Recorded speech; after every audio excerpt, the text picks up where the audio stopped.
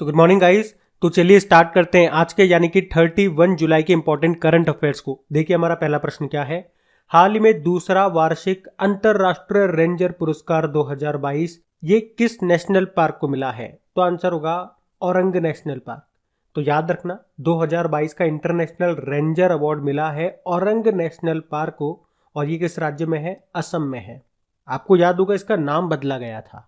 पहले इसका नाम राजीव गांधी औरंग नेशनल पार्क था, फिर इसमें से राजीव गांधी को अलग कर दिया। क्या बच गया? Orang national park. अच्छा, मान लो अगर एग्जाम में आपसे पूछा जाए कि इसके पास में से एक रिवर निकलती है, उसका नाम क्या है? कौन सी रिवर है वो? ब्रह्मपुत्र। अब देखो, ये तो 2022 वाली बात कर ली हमने। आपको याद होगा पिछले साल जो इंटरनेशनल रेंजर अवार्ड था वो किसे दिया गया था?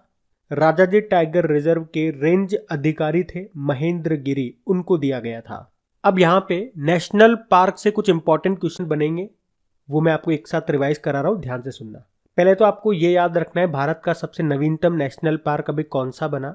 तो ये बना है देहिंग पटकई नेशनल पार्क। ये असम का 7वें नंबर का नेशनल पार्क बना। अच्छा, भारत का पहला नेशनल पार्क कौन सा है? जिम कॉर्बेट नेशनल पार्क, जिसका पहले नाम हुआ करता था हेली नेशनल पार्क, और अभी इसका नया नाम क्या हो गया? रामगंगा नेशनल पार्क, क्योंकि इसमें से एक नदी निकलती है रामगंगा नदी, उसी के नाम पे इसका नया नाम रखा गया। वैसे बताओ भारत का सबसे बड़ा नेशनल पार्क कौन सा है? एरिया वाइज सबसे बड़ा हेमिस नेशनल पार्क, ये अब लद्दाख के अंदर आता है। और याद रखना ये सबसे ऊंचाई पर स्थित नेशनल पार्क भी है। सबसे ऊंचा अगर आपसे पूछेंगे तो भी यही आंसर होगा, हेमिस नेशनल पार्क। और वैसे हेमिस से आप पता भी कर दोगे, देखो हेमिस फेस्टिवल पढ़ा है ना हमने, कहाँ मनाया जाता है? लद्दाख में। और ये तो हो गया सबसे बड़ा। पूछे सबसे छोटा, एरिया वाइज सबसे छोटा नेशनल पार्क, ये है बटन नेशनल पार्क। ये आपको मिलेगा अंडमान निकोबार में। चलो बताओ, दुनिया का एकमात्र 13वां नेशनल पार्क ये आपको भारत में मिलेगा। कौन सा? Kabul Lamjao national park. कहाँ पे मिलेगा? मणिपुर में। किस झील पर है? भाई तैर रहा है तो किसी पे तो तैर रहा होगा ना, कि झील पे तैर रहा है, तो लोकटक झील पे तैर रहा है। और लोकटक झील फेमस है क्यों? यहाँ पे फुमडिस पाए जाते हैं। फुमडिस क्या है? एक तरह के एल्गी है। अब एक और प्रश्न का उत्तर देना। सैटेलाइट फोन से लेस होने वाला पहला नेशनल पार्क ये कौन सा बना? तो याद रखना काजीरंगा नेशनल पार्क बना, जो कि एक सिंग वाले गेंडों के लिए फेमस है। अब आप लोग बताओगे मुझे ये काजीरंगा नेशनल पार्क किस राज्य में स्थित है? बताना जरूर। हम बढ़ते आगे। चलो बताओ, जुलाई 2022 में किसने कॉमनवेल्थ गेम्स 2022 में भारत का पहला स्वर्ण पदक जीता? तो आंसर होगा मीराबाई चानू ने। तो भारतीय वेटलिफ्टर है, पहला पॉइंट तो ये याद रख लो। कौन? मीराबाई चानू, जिन्होंने कॉमनवेल्थ गेम्स 2022 में भारत का पहला गोल्ड जीता है। उन्होंने 201 किलोग्राम भार उठा करके गोल्ड जीता। कौन सी कैटेगरी में? 49 किलोग्राम कैटेगरी में। और आपको बता दूं, महिलाओं की 49 किलोग्राम कैटेगरी में कॉमनवेल्थ गेम्स में ये एक रिकॉर्ड भी है। और आपको याद दिला दूं कि पिछला जो कॉमनवेल्थ गेम्स था 2018 वाला, उसमें भी इन्होंने भारत का पहला गोल्ड जीता था। अच्छा, इनके अलावा अभी संकेत सरगर, इन्होंने कॉमनवेल्थ गेम्स में भारत के लिए पहला पदक जीता था। ये भी वेटलिफ्टर है। और कौन सा मेडल जीता? सिल्वर मेडल जीता 55 किलोग्राम कैटेगरी में। और गुरु राजा पुजारी, इन्होंने 61 किलोग्राम कैटेगरी में ब्रोंज जीता। ये भी वेटलिफ्टर है। आप जानते हो ना कॉमनवेल्थ गेम्स अभी कहाँ पे चल रहे हैं? बर्मिंघम यूके में। इसका शुभंकर क्या है? पैरी द बुल। और याद रखना इस कॉमनवेल्थ गेम्स में पहली बार महिला क्रिकेट को शामिल किया गया है। तो प्रश्न बनेगा, भारतीय महिला क्रिकेट टीम की कप्तान इसमें कौन है? हरमनप्रीत कौर है। अब ये भी प्रश्न बन जाएगा कि अगले जो कॉमनवेल्थ गेम्स होंगे 2026 में वो कहाँ पे होंगे? ऑस्ट्रेलिया के विक्टोरिया में होंगे। और ये भी प्रश्न बनेगा कि इसमें जो उद्घाटन समारोह था उसमें भारत का फ्लैग बियरर ध्वजवाहक कौन था? एक तो हमारी शटलर पीवी सिंधु थी, और एक हमारे भारतीय पुरुष हॉकी टीम के कप्तान मनप्रीत सिंह थे। तो ये यहाँ से अभी तक प्रश्न बन रहे हैं, इनको ध्यान रखना। आगे इससे रिलेटेड और भी प्रश्न बनेंगे, तब भी मैं आपको ये रिवाइज कराऊंगा, ताकि ये खत्म होंगे गेम्स तब तक आपको ये सारे पॉइंट याद हो चुके होंगे। और गाइज, अगर सेशन अच्छा लग रहा है, मेहनत अच्छी लगी, तो प्लीज वीडियो को लाइक जरूर करना, ताकि मुझे भी ये पता लगे कि हाँ कितने स्टूडेंट्स हैं। जितने लोग देखते हैं उसमें से कितने स्टूडेंट्स हैं जिनको मेरी मेहनत अच्छी लगती है, कंटेंट अच्छा लगता है, वीडियो देखना अच्छा लगता है। और आपके ही प्रॉफिट के लिए, आपके फायदे के लिए इनका क्विज बना दिया जाता है ताकि इन चीज़ों को आप भूलो नहीं, इनकी प्रैक्टिस कर सको। और पीडीएफ भी आपको मिल जाएगा आपकी क्रैक एग्जाम एप्लीकेशन में। अभी हम बढ़ते हैं आगे। चलो बताओ, कौन सा राज्य जुलाई 2022 में सेमीकंडक्टर नीति शुरू करने वाला पहला राज्य बन गया है? तो आंसर होगा गुजरात।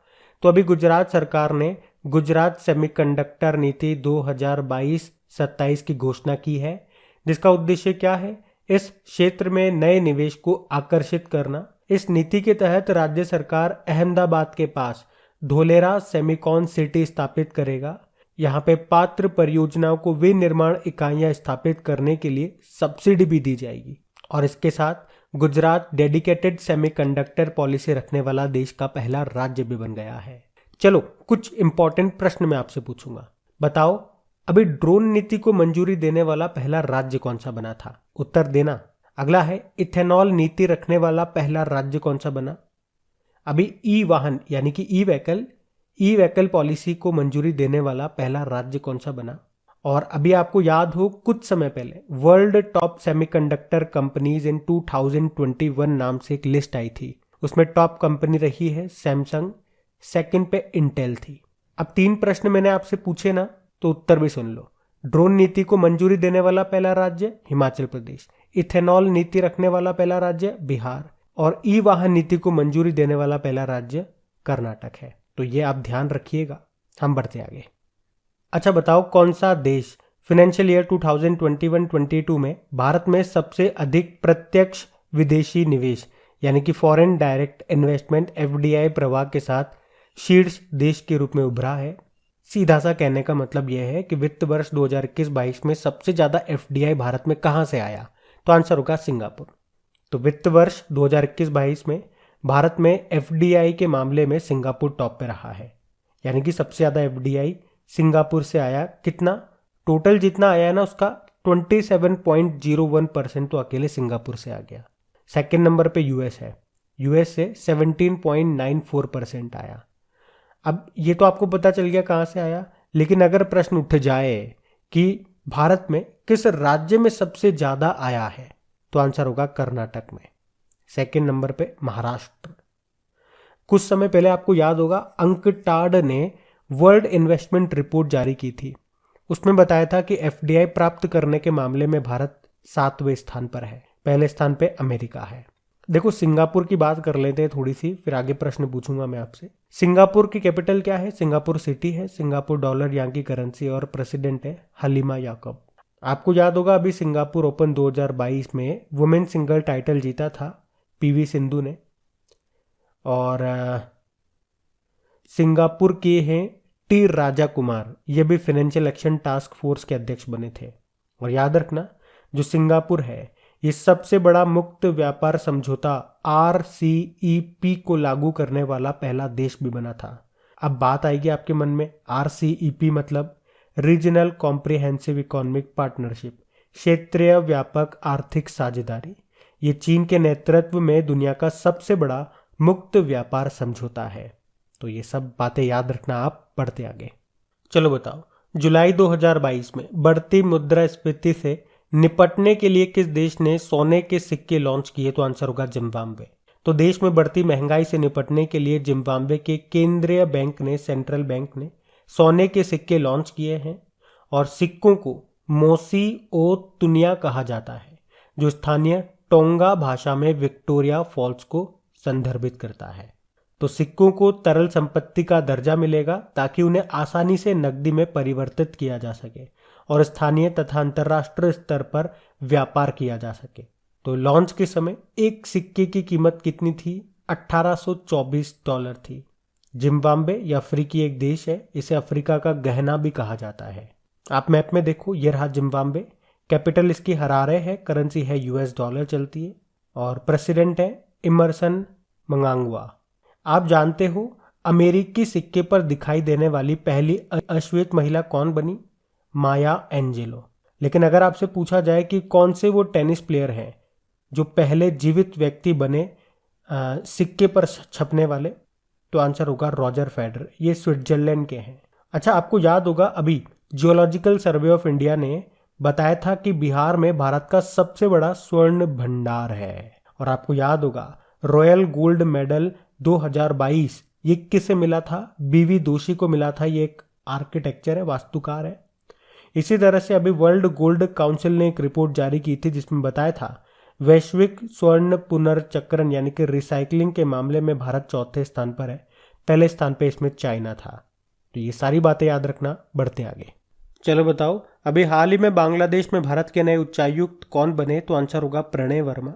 तो प्रणय वर्मा ये बांग्लादेश में भारत के नए उच्चायुक्त हाई कमिश्नर बने हैं। किनकी जगह आए ये विक्रम दुर्रे स्वामी की जगह आए हैं। आप जानते हो अभी कुछ दिन पहले ही भारत में बांग्लादेश के नए उच्चायुक्त बने थे मुस्तफिजुर रहमान। और नेपाल में अभी भारत के नए राजदूत कौन बने थे? नवीन श्रीवास्तव। चलो बताओ, हमारे नए विदेश सचिव का क्या नाम है? विनय मोहन क्वात्रा। अगर आपसे पूछे हमारे प्रधान वैज्ञानिक सलाहकार का नाम क्या है? अजय कुमार सूद है। मुख्य आर्थिक सलाहकार का नाम क्या है? अनंत नागेश्वरन है। रक्षा मंत्रालय में सलाहकार का नाम क्या है? विनोद जी खंडारे। राष्ट्र सुरक्षा सलाहकार आप जानते ही हो अजित डोभाल है। और उप राष्ट्र सुरक्षा सलाहकार बने थे अभी विक्रम मिश्री। ये नाम भी अभी चर्चा में थे, याद रखना। बढ़ते आगे। चलो बताओ, अभी हाल ही में विश्व मानव तस्करी निरोध दिवस ये कब बनाया गया? तो आंसर होगा 30 जुलाई को। तो हर साल 30 जुलाई को world day against trafficking in persons के रूप में मनाया जाता है। उद्देश्य क्या है? मानव तस्करी के शिकार लोगों की स्थिति के बारे में जागरूकता बढ़ाना। थीम क्या है? प्रौद्योगिकी का उपयोग और दुरुपयोग। चलो एक प्रश्न का उत्तर दो। मानव तस्करी पर अंकुश लगाने के लिए रेलवे प्रोटेक्शन फोर्स ने एक ऑपरेशन शुरू किया था, उसका नाम बताओ आप। यह आप ही के लिए प्रश्न है। आपको पता है जब भी डे वाला क्वेश्चन आता है उस महीने के सारे इंपॉर्टेंट डेज को मैं आपको रिवाइज कराता हूँ। तो आज मैंने डे से रिलेटेड प्रश्न नहीं पूछा, ये अलग प्रश्न पूछ लिया। इसका उत्तर देंगे आप लोग और इस महीने के डेज की क्विज आपको मिल जाएगी आपके क्रेक एग्जाम एप्लीकेशन पे। अभी तक जितने भी महीने हो गए हैं सारी महीने की डेज अपलोड कर दी जा चुकी है। तो अगर आपने वो क्विज नहीं लगाई है तो लगाइए और अपनी प्रैक्टिस देखिए कि कैसी चल रही है आपकी प्रैक्टिस। अभी हम बढ़ते हैं आगे। चलो बताओ, अभी हाल ही में किस राज्य सरकार ने मुख्यमंत्री महतारी न्याय रथ यात्रा शुरू की? तो आंसर होगा छत्तीसगढ़। तो अभी छत्तीसगढ़ के जो मुख्यमंत्री हैं उन्होंने कहा कि राज्य महिला आयोग के माध्यम से मुख्यमंत्री महतारी न्याय रथ यात्रा संचालित की जाएगी। तो छत्तीसगढ़ महिला आयोग की पहल पर प्रदेश की महिलाओं को उनके संवैधानिक अधिकारों और कानूनों की जानकारी देकर जागरूक किया जाएगा और उनमें आत्मविश्वास बढ़ाया जाएगा, यही इसका उद्देश्य है। तो मुख्यमंत्री महतारी न्याय रथ यात्रा की शुरुआत दुर्ग जिले के पाटन ब्लॉक के करसा गांव से हुई है। अब बात छत्तीसगढ़ की है, तो ये रहा मैप में छत्तीसगढ़। देखो छत्तीसगढ़ की कैपिटल रायपुर है। मुख्यमंत्री यहाँ के भूपेश बघेल हो गए और गवर्नर कौन है? अनुसुईया उइके है। आपको याद होगा यहीं पे अभी मुख्यमंत्री मितान योजना शुरू हुई थी। कौशल्या मातृत्व योजना यहाँ की है जिसमें दूसरी बेटी के जन्म पे 5,000 रुपये दिए जाते हैं। और यहीं पे ही महतारी दुलार योजना भी शुरू हुई थी जिसमें क्या था? जिन बच्चों ने कोविड-19 में अपने माँ बाप को खो दिया उनको फाइनेंशियल रूप से मदद देने के लिए वो योजना थी। और आप जानते हो भारत का 53वां नंबर का जो टाइगर रिजर्व है वो आपको छत्तीसगढ़ में मिलेगा, गुरु घासीदास टाइगर रिजर्व। और याद रखना लेमरू हाथी अभ्यारण्य भी आपको मिलेगा छत्तीसगढ़ में। यहाँ का पंडवानी नृत्य काफ़ी फेमस है, वो याद रखना, जिसकी पहली महिला कलाकार कौन है? तीजन बाई है। और हरेली त्यौहार हमने कल ही पढ़ा था छत्तीसगढ़ में मनाया जाता है, जबकि हरेला उत्सव ये उत्तराखंड का है ना। आप यहाँ से याद रखना। बढ़ते आगे। चलो बताओ, अभी हाल ही में किसे विंस्टन चर्चिल लीडरशिप अवार्ड से सम्मानित किया गया? तो आंसर होगा व्लादिमीर ज़ेलेंस्की। तो विंस्टन चर्चिल लीडरशिप अवार्ड मिला है यूक्रेन के प्रेसिडेंट व्लादिमीर ज़ेलेंस्की को। क्यों मिला? संकट की स्थिति में साथ देने के लिए।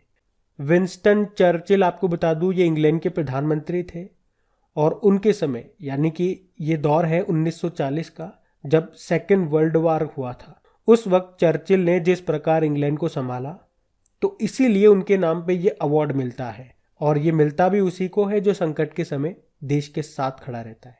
तो अभी ये व्लादिमीर ज़ेलेंस्की को मिला। आपको बताइए रशिया से पंगा ले लिया लेकिन फिर देश छोड़ के भागा नहीं मुसीबत में, जैसे कि श्रीलंका के राष्ट्रपति वगैरह ये भाग गए, तो उसी के लिए इनको ये अवार्ड मिला।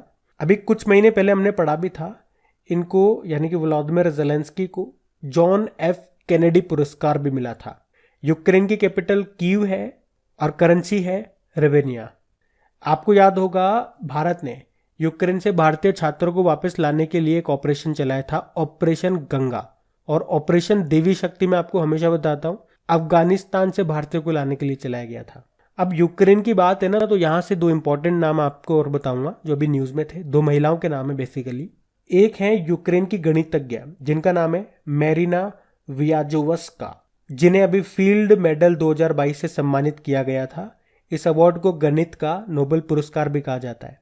इनके अलावा यूक्रेन की फर्स्ट लेडी ओलेना ज़ेलेंस्का, इनका नाम न्यूज में था। इन्होंने यूक्रेन के लोगों की ओर से डिसिडेंट ह्यूमन राइट्स अवार्ड प्राप्त किया था, तो इनका नाम न्यूज में पढ़ा था हमने, याद रखना। बढ़ते आगे, चलो बताओ अभी हाल ही में किस राज्य सरकार ने मुख्यमंत्री नाश्ता योजना शुरू की? तो आंसर होगा तमिलनाडु सरकार ने। तो अभी मुख्यमंत्री नाश्ता योजना, याद रखना, इसको तमिलनाडु ने शुरू किया है। और याद रखना इसी के साथ में तमिलनाडु सभी सरकारी स्कूलों में मिड डे मील के साथ नाश्ता देने वाला पहला राज्य भी बन गया है।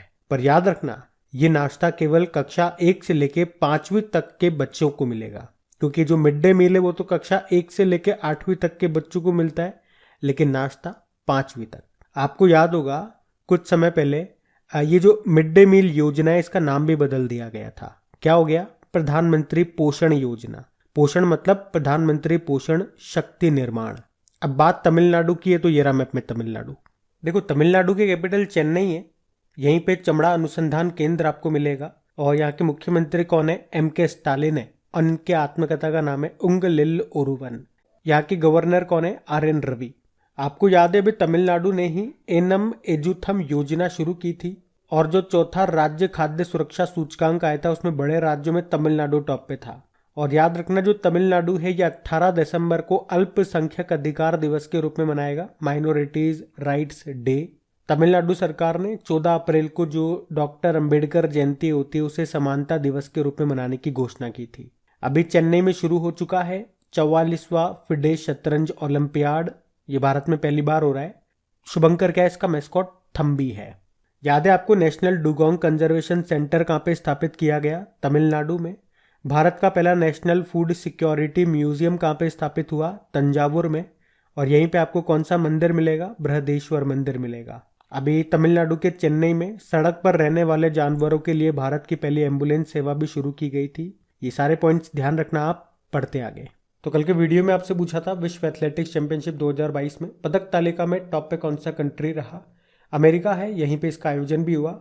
आप सभी ने प्रश्न का बिल्कुल सही उत्तर दिया है। और एक बार फिर से याद दिला दूं, अगर सेशन पसंद आया तो प्लीज़ इसे लाइक ज़रूर कीजिएगा, और अपने दोस्तों के साथ में जो भी आपका स्टडी ग्रुप हो गया व्हाट्सएप पे या फेसबुक पे, तो प्लीज़ एक बार वीडियो के लिंक को शेयर ज़रूर करना उनके साथ में। आपके लिए मैंने इसका क्विज बना करके अपलोड कर दिया क्रिक एग्जाम एप्लीकेशन पे, ताकि आपकी प्रैक्टिस बनी रहे। इन सभी क्वेश्चंस का प्रैक्टिस जरूर से करना, ताकि आप ये चेक कर पाओ कि क्वेश्चंस आपसे बन रहे हैं कि नहीं बन रहे, और कितना समय लग रहा है क्वेश्चंस बनने में। प्रैक्टिस जरूरी है। अब ये रहा आज का आपका होमवर्क प्रश्न।